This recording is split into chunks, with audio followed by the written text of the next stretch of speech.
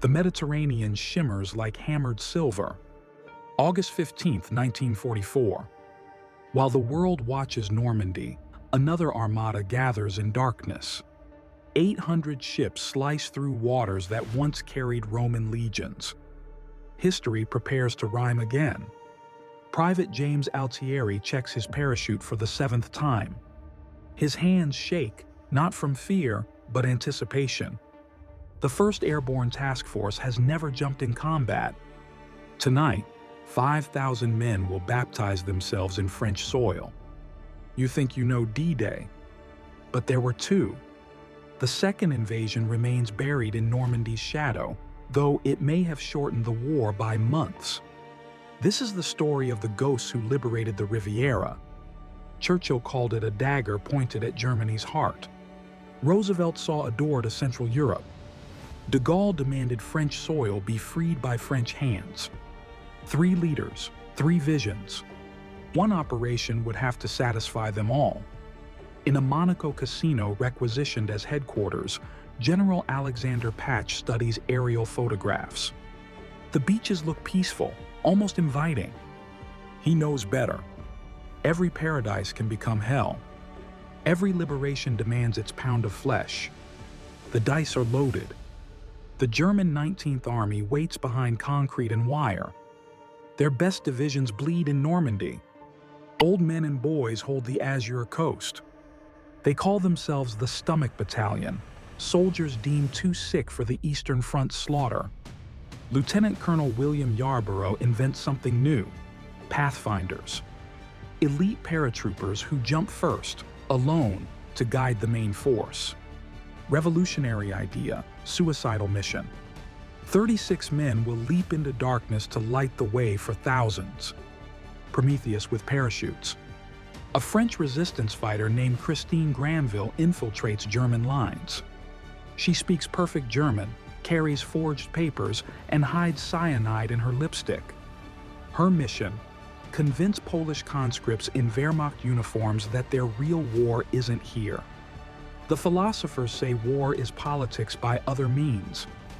But at 3 a.m., it's just young men jumping from planes into foreign darkness, hoping their parachutes open, hoping the enemy sleeps, hoping to see another sunrise. In Naples Harbor, French colonial troops board landing craft. Algerians, Moroccans, Senegalese, men who've never seen France fight to free it. They sing war songs in Arabic and Wolof. The motherland they'll die for isn't their mother. Admiral Kent Hewitt commands the largest naval force assembled in the Mediterranean. He's done this before: Sicily, Salerno, Anzio. Each beach teaches him something new about dying. This time, he promises himself, will be different. It never is. The moon sets at 2:43 a.m. Perfect darkness for the paratroopers. But fog rolls in unexpectedly, thick as wool. Pilots can't see their instruments. The organized drop becomes chaos. Men will land everywhere except where planned. Private First Class John Mikan falls through clouds, lost. His unit scattered to the winds. Below, occupied France spreads like a dark blanket. Every light could be enemy. Every shadow could be death. Or it could be salvation. You want to glimpse courage? Picture jumping into fog at 500 feet, knowing your static line might tangle, your chute might fail, and if it opens, Mediterranean waves might become your grave instead of French soil. In the belly of LST-282, tanks sit chained like slumbering dragons. Their crews play cards, write letters, vomit quietly into helmets. Each man carries 2 futures in his breast pocket, a photo of home and morphine syrettes. Dawn approaches like a reluctant witness. The naval bombardment begins, a symphony of destruction conducted by battleships. The USS Nevada, raised from Pearl Harbor's mud, unleashes her revenge on another coast. Even ships, it seems, remember their wounds. German radar operator Hans Müller watches green dots multiply on his screen. Too many to count. He reaches for the alert button, hesitates. His commander is sleeping. In that pause between duty and fear, history pivots silently. The French resistance has been waiting since 1940. 4 years of shadows and sabotage. Today, they emerge from cellars and forests. Today, they stop being criminals in their own country. Today, they become soldiers again. Finally, General Johannes Blaskowitz commands the German defense. A professional soldier who once protested Nazi atrocities in Poland. Now he must hold an impossible line with broken units. Even decent men become instruments of indecent causes. War's cruelest paradox. At Alpha Beach, the first wave hits at 8 a.m. The defenders are surprised, not by the attack, but by who's attacking. Black soldiers of the 1st Special Service Force storm ashore. America's hypocrisy fights America's war. Smoke screens blind everyone, attackers and defenders alike. In this gray purgatory, men shoot at sounds, shadows, sometimes their own. A private named Tony realizes he's been firing at empty beach for 10 minutes. Fear makes fools of heroes. The plan called for precision. Reality delivers chaos. Units land on wrong beaches. Supplies sink. Radios fail. But chaos is democracy's secret weapon. Free men improvise better than automatons. The invasion succeeds not despite confusion, but through it. You're watching men transform into statistics. Each splash in surf was someone's son. Every crimson tide washing ashore was someone's tomorrow. Sand doesn't care about their names. History will barely remember. But mothers never forget their boys. By noon, the beachhead is secure. The cost, lighter than predicted. The planners call it a success. Tell that to the medic holding a 19-year-old's intestines in place, whispering lies about home while the morphine takes hold. French commandos reach the coastal road first. They plant the tricolor in home soil. Some weep openly. They've returned not as refugees, but as conquerors. The flag snaps in the Mediterranean wind like a promise finally kept. In Berlin, Hitler receives the news over lunch. He dismisses Dragoon as a diversion. The real battle is in Normandy, he insists. His generals know better but say nothing. Even truth becomes treason in a dying regime. A combat engineer named Marcus builds a pontoon bridge under sniper fire. Each bolt tightened could be his last. His hands steady despite bullets sparking off steel. Warriors storm beaches for glory. Marcus builds bridges so others can chase theirs. Luftwaffe pilot Ernst Zimmermann takes off from Marseille. His mission, sink the invasion fleet. His problem, no wingman, half fuel, and 800 enemy fighters waiting. He turns back after 10 minutes. Sometimes survival requires strategic cowardice. By evening, 40,000 men have landed. The German defensive line collapses like a sandcastle at high tide. Blaskowitz orders retreat. He knows what Berlin doesn't. Southern France is lost. The only question now is how many die learning it. In Saint Raphael, a collaborator's wife burns documents while her husband flees. Their daughter watches, understanding nothing, everything. Tomorrow, neighbors will shave her mother's head.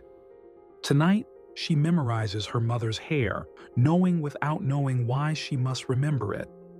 A paratrooper named Robert finds himself alone in a vineyard. He was supposed to land near Lemoyne. He's 30 miles off target. In his pocket, a compass, 2 grenades, and a letter he'll never send home.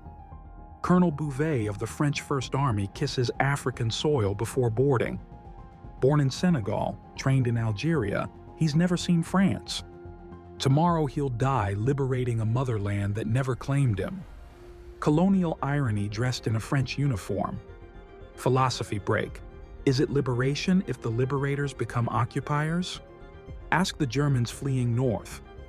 Yesterday's victims becoming today's refugees. Tomorrow's prisoners. The wheel of history turns, grinding everyone beneath it. Victory and defeat are just matters of timing. In Saint-Tropez, a wine merchant named Marcel opens his hidden cellar. 4 years of vintage bottles waiting for this day. He serves liberators wine the Germans never found. Some victories are measured in hidden bottles and patient resistance. The race for Marseille begins. Patch wants it in 2 weeks. The French want it faster. It's their second city. Pride accelerates war. Men will die for days, not weeks. Marseille will fall because honor demands haste over prudence.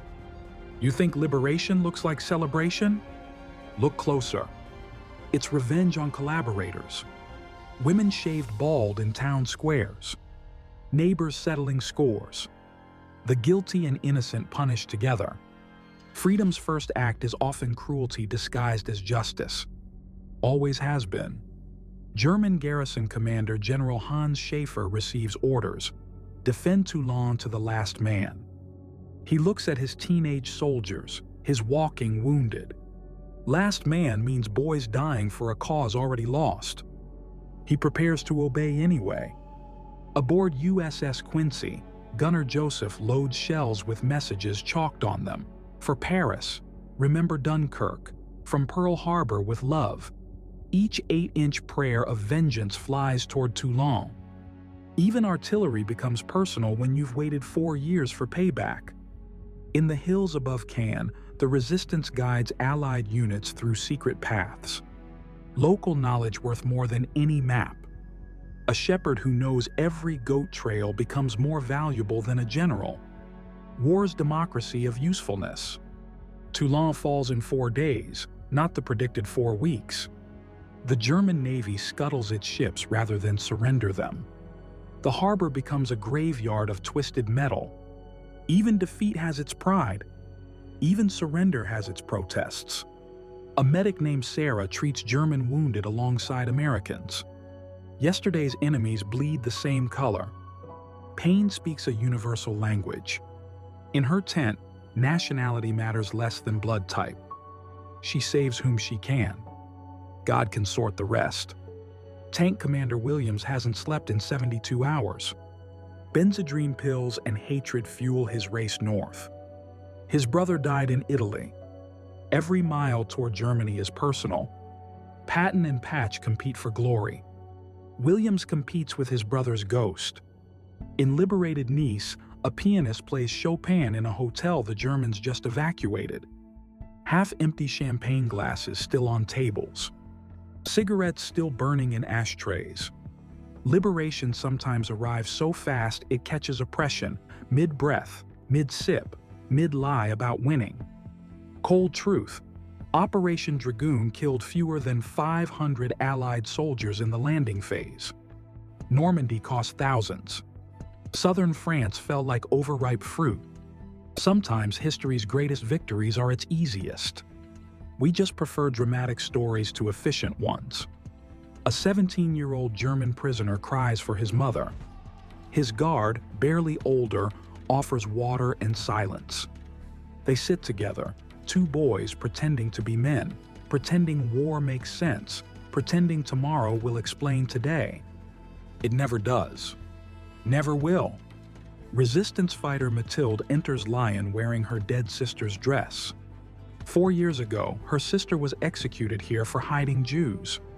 Today, Matilda walks the same street, free. Victory tastes like tears. Liberation feels like her sister's clothes. General Truscott's 6th Corps covers 400 miles in 4 weeks.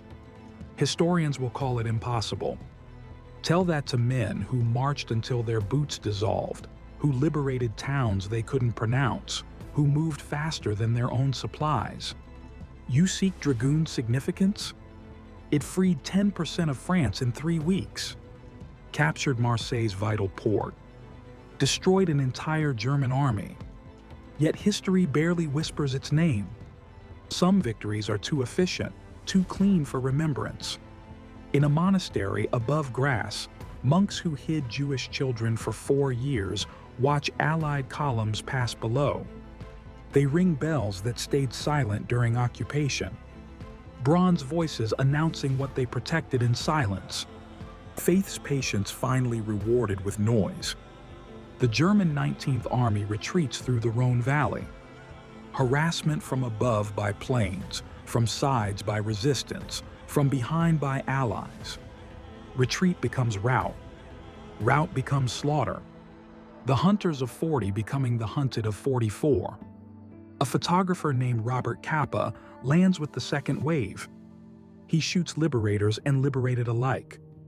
Through his lens, glory looks like exhausted boys and crying civilians.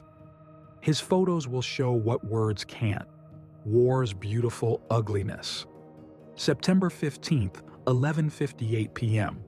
Sergeant Baker of Patch's 7th Army shakes hands with Corporal Lewis from Patton's 3rd. They meet in a muddy field near Dijon. Two exhausted men, two fronts becoming one. The bottle of cognac they share tastes like victory. In the Vosges Mountains, the advance finally slows. Mountains don't care about momentum. Winter approaches with democratic indifference. The easy war ends where the hard geography begins. Every military miracle eventually meets its geographic match. Dragoon meets its mountains. A soldier named David finds a violin in an abandoned house. He plays Mozart while his unit rests. For 5 minutes, war pauses. Beauty interrupts brutality. Then someone yells, "Move out!" Mozart stops. The war resumes. Paradise postponed. Hans, a captured German lieutenant, shows his interrogator a photo. His unit in Poland, 43 men smiling. "I'm the only one left," he whispers. 30,000 casualties sounds abstract until you see one man holding 42 ghosts in a photograph.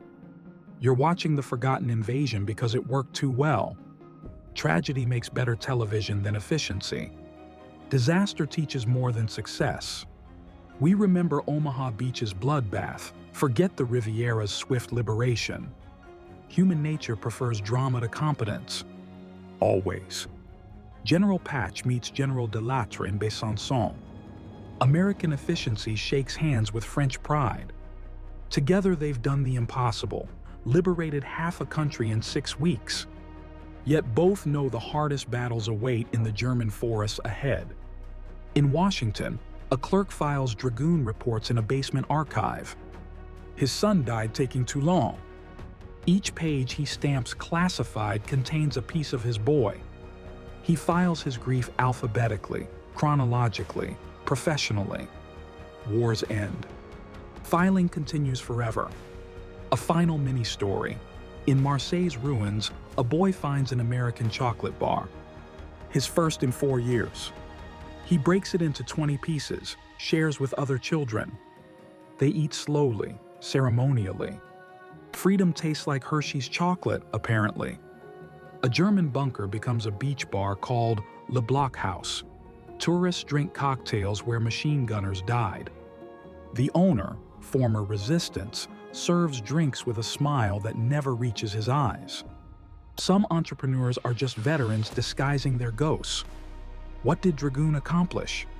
It opened Marseille's port, supplied 2 army groups, liberated southern France, and destroyed German forces.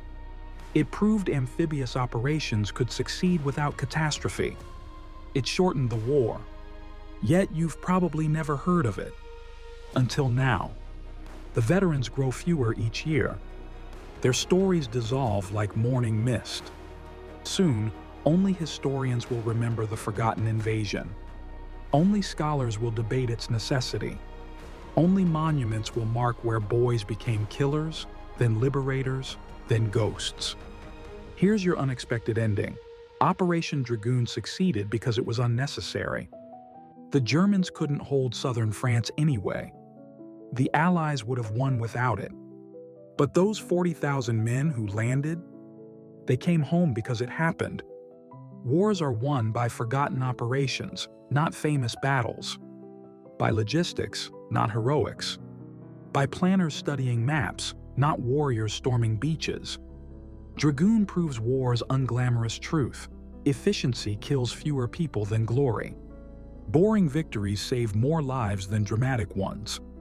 The Mediterranean still shimmers like hammered silver. Tourists yacht where warships anchored. Children build sandcastles where bunkers stood. The ghosts of August 15, 1944, have finally gone home. The Riviera remembers nothing. That's why we must remember everything.